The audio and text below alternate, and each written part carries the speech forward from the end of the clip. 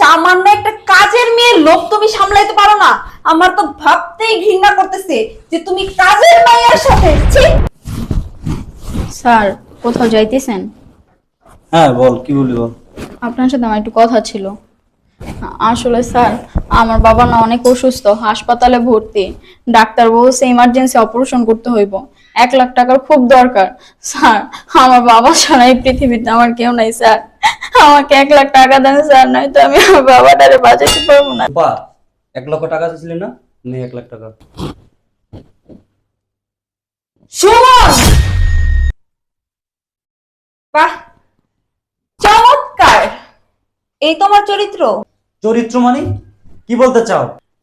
আমি বাসায় নাই, এর জন্য তুমি কাজের মেয়ের সাথে নষ্টামি করে কাজের মেয়ের টাকা দিতেছো? নেহা, কি বলতাছো তুমি এগুলো? যা করছো তাই বলতেছি। কেন তুমি করতে পারবা, আমি বলতে পারবো না? নেহা, বিষয়টা তেমন কিছুই না। নেহা, তুমি যেটা মনে করছো বিষয়টা তেমন কিছুই না। বিষয়টা তাহলে কি?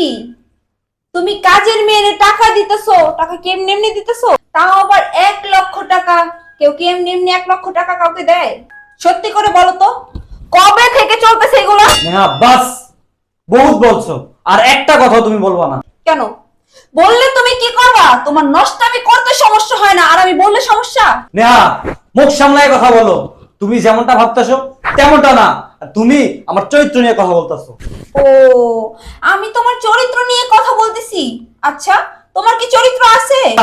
মুখ বন্ধ করো, তোমার মুখে যা আসতেছে তুমি তাই বলে দিতেছো। কি মুখ বন্ধ করব? এখন পর্যন্ত তো শুরুই করিনি। সি সি সি, তুমি এত নিচে নেমে গেছো। সামান্য একটা কাজের মেয়ের লোভ তুমি সামলাইতে পারো না। আমার তো ভাবতেই ঘৃণা করতেছে যে তুমি কাজের মেয়ের সাথে ছি, কিভাবে পারলা এরকম জঘন্য কাজ করতে? নেহা বিশ্বাস করো, তুমি এদিকে আসো, তোমার আমি বুঝিয়ে বলতেছি। কি বুঝিয়ে বলবা? হ্যাঁ, কি বলবা এখন আমাকে? তুমি এখন বলবা, নাটক করবা যে দেখো তুমি যা ভাবতেছো তা না, আমি এই ধরনের কোনো কাজ করি না, আমি এগুলো কোনো কিছু জানি না, কি হইছে না হইছে। শোনো, তোমাকে একটা কথা বলি, চোর না ধরা পড়ার পরে কখনো স্বীকার করে না যে আমি চুরি করছি। চোর সবসময় বলে আমি চোর না। তুমি যে দোষটা আমার ঘাড়ে দিতেছো, আসলে আমি সেই দোষটা করিনি। তুমি শুধু শুধু আমাকে দোষ দিতেছো। তুমি দোষ করো নাই না? তাহলে এই টাকা, এই কিসের জন্য এই টাকাগুলো ওরে দিছো? বলতে পারো ও কি তোমার কাছ থেকে টাকা পায়, নাকি তোমার কাছ থেকে টাকা ও ধার নিছিল? কি মুখ বন্ধ হয়ে গেছে? বলার ভাষা নাই? থাকবে কিভাবে? এরকম একটা জঘন্য কাজ করার পরে কি কারো কোনো কিছু বলার ভাষা থাকে? কিভাবে পারলা এরকম একটা জঘন্য কাজ করতে? তুমি সামান্য একটা কাজের মেয়ের সাথে এরকম করলা? তোমার রুচি এত খারাপ, এতটা নিচে নেমে গেছো তুমি? কি অন্যায় তুমি করছো, আবার তুমি আমার গায়ে হাত তুলতেছো? হ্যাঁ তুললাম, তুললাম। আমি কেন তুললাম জানো? তুমি তো একটা বারো আমার কোনো কথা তুমি শুনতে চাও না। আসলে কি জন্য ওর আমি টাকাটা দিছি, কি জন্য টাকা দিছি শুনতে চাও? তাহলে শোনো। স্যার, কোথাও যাইতেছেন? হ্যাঁ বল, কি বলি বল। আপনার সাথে আমার একটু কথা ছিল। আসলে স্যার, আমার বাবা না অনেক অসুস্থ, হাসপাতালে ভর্তি। ডাক্তার বলছে ইমার্জেন্সি অপারেশন করতে হইব, 1 লাখ টাকার খুব দরকার। স্যার, আমার বাবা ছাড়া এই পৃথিবীতে আমার কেউ নাই স্যার। আমাকে 1 লাখ টাকা দেন স্যার, নয়তো আমি আমার বাবাটারে বাঁচাতে পারবো না। 1 লাখ টাকা, 1 লাখ টাকা যদি না জানে যে কি না কি মনে করে। স্যার, আপনি আমার ফিরিয়ে দিয়েন না স্যার, একমাত্র ভরসা আপনি স্যার। আমি অনেক জায়গায় গেছিলাম টাকার জন্য, কিন্তু কোথাও পাইনি স্যার।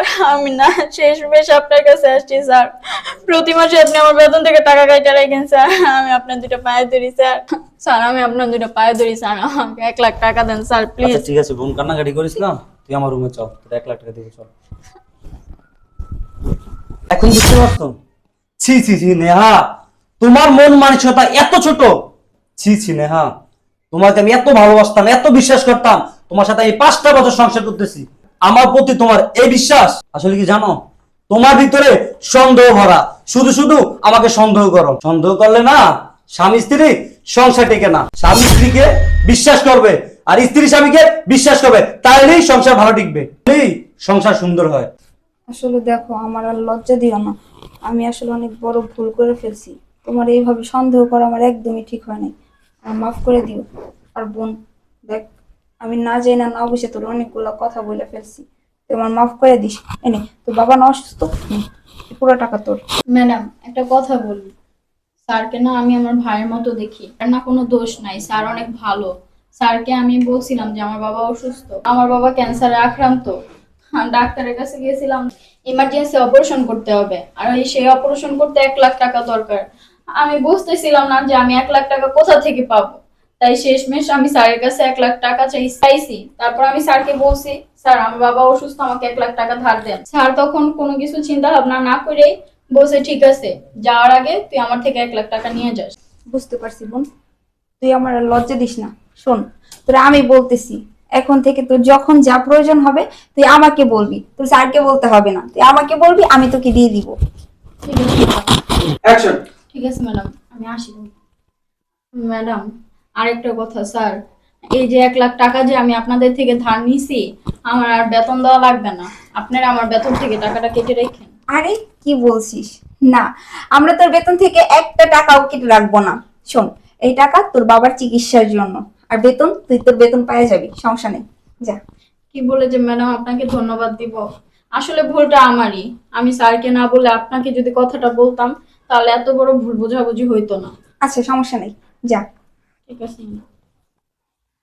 আর শোন, আমিও না তোমার অনেক বড় ভুল বুঝে ফেলেছি, বুঝছো? আসলে তুমি হুট করে মেয়েটার টাকা দিছো না, আমি আর কন্ট্রোল করতে পারিনি, সরি। আচ্ছা ঠিক আছে, নিজের ভুলটা তো নিজে বুঝতে পারছো, সেটাই হবে। চলো ভিতরে চলো।